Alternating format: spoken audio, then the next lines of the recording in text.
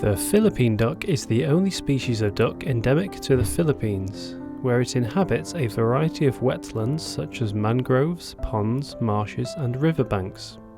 The population has declined significantly since the 1960s due to hunting and habitat loss. It now comprises an estimated 3,300 to 6,700 mature individuals and is classified as vulnerable. Conservation is not a marketed good, so it cannot be directly valued.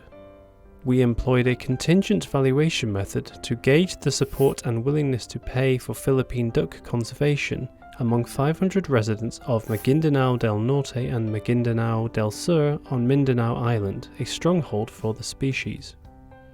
We asked the respondents to indicate their agreement to contributing one of the following annual bids for a 5-year conservation program: 0.018, 0.089, 0.18, 0.36, 0.71, 1.43, 2.68, 5.36, and $8.93.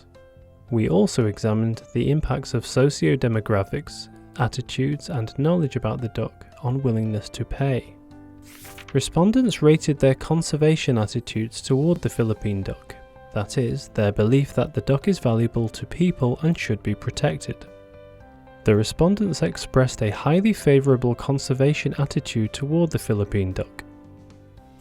Respondents rated their knowledge about the Philippine duck, recognizing that it is omnivorous and found throughout the Philippines. The level of the respondents' knowledge of the Philippine duck was medium to high.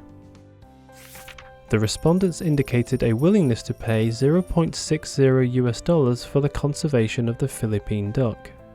Considering the total study population of about 224,000 households, approximately $134,000 could be collected annually in taxes over 5 years for the conservation of this endemic and vulnerable species.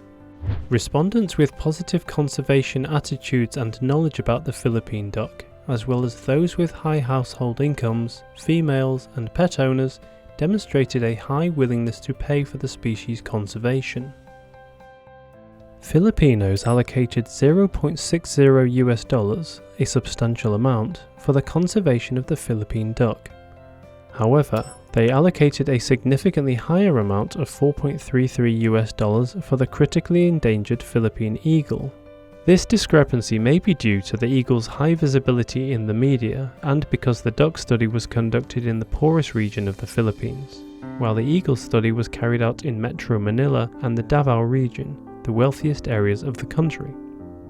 Local communities were largely supportive of conserving the Philippine duck. However, they also rely on ducks for food and compete with them for habitat. Enforcing conservation laws on impoverished populations is both unethical and ineffective. Public funds should be partially utilised for protecting ducks and partially returned to locals to enhance their income. Securing necessary funding for conservation is crucial for the survival of this charismatic yet vulnerable waterfowl.